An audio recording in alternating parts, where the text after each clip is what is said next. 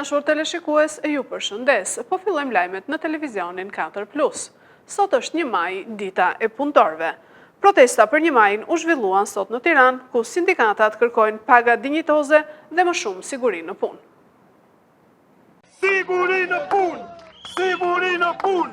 Siguri në punë! Në ditën ndërkombëtare të punëtorëve, Unioni i Sindikatave ka organizuar një protestë përpara Ministrisë së Ekonomisë, ku qytetarë dhe përfaqësues të punëtorëve kanë ngritur shqetësimet e tyre për kushtet e punës dhe trajtimin ekonomik.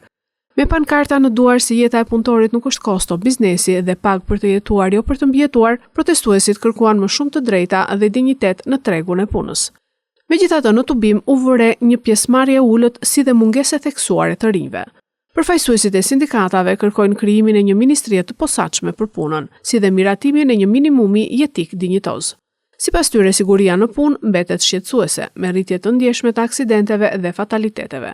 Drejtori i Unionit të Sindikatave të Shqipërisë, Kondilia, u shpreh se kjo ditë nuk është fest, por një thirrje për drejtësi dhe barazi për punëtorët. Ai theksoi se numri i vdekjeve në vendin e punës është rritur me 45% krahasuar me një vit më parë, ndërsa aksidentet janë dyfishuar duke akuzuar institucionet për mungesë kontrolli real. Kjo qeveri, këto institucione duhet të mendojnë për punëtorët dhe për shtresat në nevojë, sepse punëtorët janë më të diskriminuarit dhe thuhet që është ngritur rroga. Si është ngritur rroga? Po çfarë kosto jetese ka të jetosh në Shqipëri? Në Shqipëri kosto e jetesës është si të jetosh në Francë. Tu pensionet më të larta, jemi brezi më i vujtur. Nuk ka pas vepër që është bo që më shkëm në për aksione. Kemi bo 8 orë punë dhe kemi shku në aksion. Dhe vjen fundi kemi një pension qesharak, 120.000 lek. Qa do bësh me 120.000 lek? Du minimumin jetik. 15 vite i kanë go me 0. Ndërkohë, një tjetër protest është zhvilluar paralelisht përpara kryeministrisë e organizuar nga Konfederata e Sindikatave të Shqipërisë, duke theksuar edhe më tej kërkesat e punëtorëve në këtë 1 maj. 2 operacionet policore në Divjak dhe në Fier kanë arrestuar 2 të rinj me kokainë dhe kanabis të ndarë në doza dhe 53 vjeçarin në Fier që tentoi të grabiste të moshuarin duke e dhunuar me thik. 2 operacionet të ndara policore në Divjak e Fier kanë çuar në arrestimin e 3 shtetasve të përfshirë në veprimtari kriminale. Në rastin e parë, në një tjetër operacion të koduar flagranca, specialistët për hetimin e narkotikëve në bashkëpunim me forcën e posaçme operacionale arrestuan në flagrancë 2 shtetas, TF 26 vjeç dhe AH 29 vjeç në fshatin Grabian, Divjak. Të rinj dyshohet se siguronin lëndë narkotike në sasi të konsiderueshme, të cilën më pas e ndanin në qindra doza për shitje në zona të ndryshme.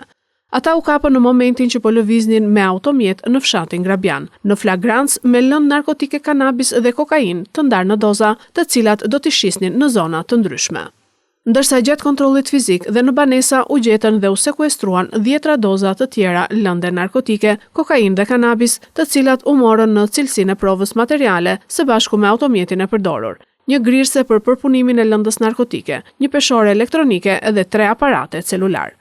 Ndërkohë, një 53 vjeçar në Fier i shpallur në kërkim është vënë në pranga pasi dyshohet se ka tentuar të grabisë një të moshuar në fshatin Pishporo. Sipas policisë, shtetasi PD është futur i maskuar në banesë, e ka dhunuar dhe ka nosur me thik të moshuarin për t'i marrë para, por është larguar pa arritur të realizojë vjedhjen. Materialet procedurale për të 3 rastet i janë referuar prokurorisë së Fierit për veprimet të mëtejshme.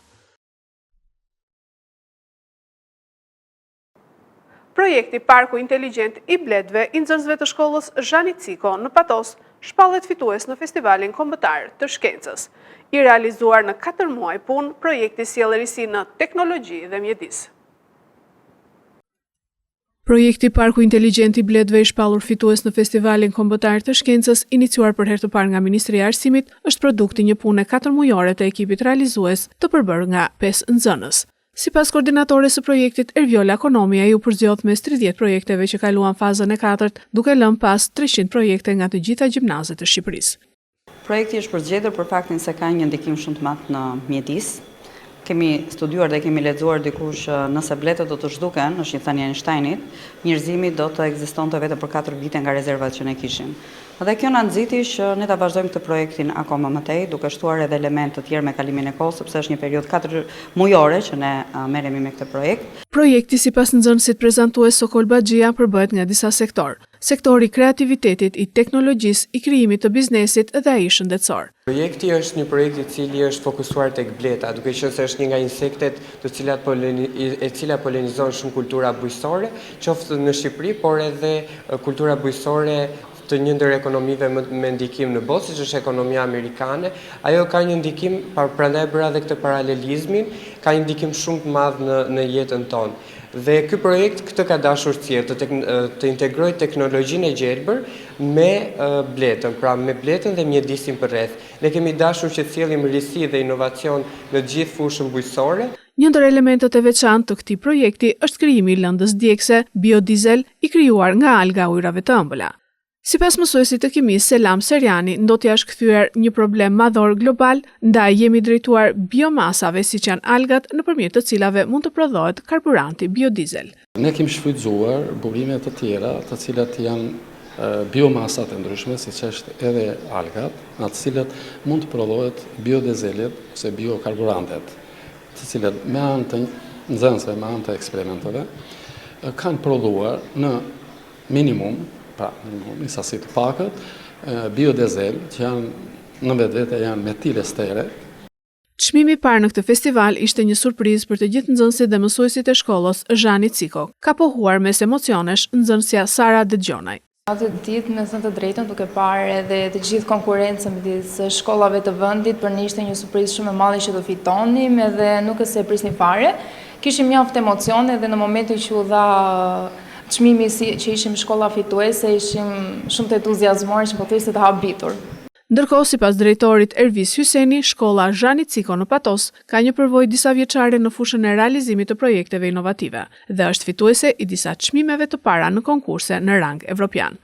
Nuk është një rastësi që shkolla jonë arrin dhe fiton, modestisht e them këtë gjë, pasi jemi shkolla e parë certifikuar i Twinning, që ka pasur që kur është futur ky projekt në Shqipëri, më pas jemi pjesëmarrës në shumë projekte të tjera, duke filluar dhe që nga Code Week, nga Bashkimi Evropian, Scientist, është një tjetër konkurs që kemi marrë pjesë, por madje këto janë edhe në rang ndërkombëtar, duke qenë dhe pjesëmarrës në shumë aktivitete, më i fundit që mund të kujtoj është ajo që është zhvilluar në Samsun në Turqi, ku jemi të përfaqësuar denjësisht me nxënësit tanë. Festivali i Shkencës synon të nxjisë kreativitetin e nxënësve dhe aftësitë kërkimore për të eksploruar botën e shkencës.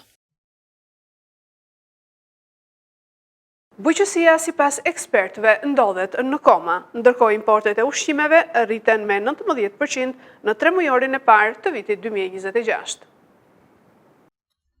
Bujqësia shqiptare po përballet me një situatë të vështirë, ndërsa vendi po bëhet gjithnjë më i varur nga importet për të përmbushur nevojat ushqimore. Sipas të dhënave zyrtare të Instant, gjatë 3 mujorit të parë të vitit 2026, importet e ushqimeve janë rritur me rreth 19%. Rritje të ndjeshme kanë pësuar edhe importet e frutave dhe zarzavateve, të cilat janë shtuar me rreth 15%. Vetëm për zarzavatet, sasia importuar është rritur me mbi 3.300 ton, duke arritur në më shumë se 25.000 ton në total. Ndërsa për frutat rreth 3.900 ton, duke kapur shifrën prej 29.700 ton. Ekspertët e lidhin këtë situatë me disa faktorë kryesor si kushtet e pafavorshme klimatike që kanë goditur prodhimin vendas, përfshirë përmbytjet e ngricat dhe rritja e kërkesës nga sektori i turizmit. Fluksi turistëve ka shtuar konsumin përtej kapaciteteve aktuale të fermave shqiptare, duke detyruar bizneset të mbështeten te importet për të plotësuar nevojat e tregut. Një tjetër faktor është edhe transformimi i tregtisë me pakicë, ku rrjetet e mëdha të supermarketeve po zëvendësojnë dyqanet e vogla. Këto rrjete preferojnë furnitorë të huaj që garantojnë furnizim të qëndrueshëm dhe standarde të unifikuara, gjë që prodhimi vendas e ka të vështirë ta përmbush. Nga ana tjetër, fermerët shqiptar po përballen me një rritje të fortë të kostove të prodhimit, si çmimet e farave, plerave kimik dhe karburantit. Niveli ulët i subvencioneve krahasuar me vendet e rajonit i bën produktet vendase më pak konkurruese, duke favorizuar importet nga vende si Greqia, Turqia dhe Egjipti. Problem është edhe emigrimi i popullsisë rurale dhe plakja e saj, çka ka sjellë ulje të forcës punëtore në bujqësi dhe braktisje të tokave. Ndikim ka pasur edhe kursi këmbimit, kush vlerësimi i euros ndaj lekut ka ulur koston e produkteve të importuara, duke i bërë ato më tërheqëse për tregtarët vendas. Prodhuesit shqiptar po humbasin konkurrueshmërinë, duke u përballur me një treg gjithnjë më sfidues. Presidenti rus Putin mbikëqyr zhvillimin e armëve bërthamore.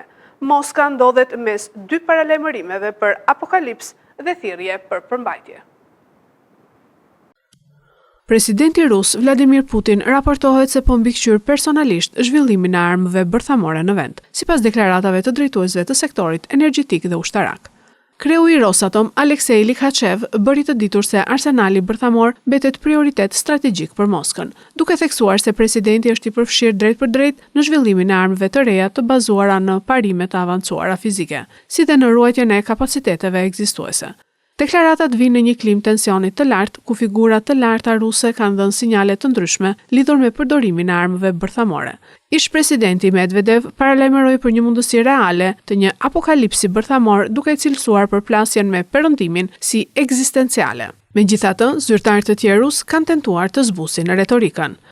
Belousov deklaroi se pretendimet për përdorim të mundshëm të armëve bërthamore janë spekulime të pabaza, duke theksuar se Rusia synon të shmangë çdo përshkallëzim dhe është e interesuar që armët bërthamore të mos përdoren kurrë.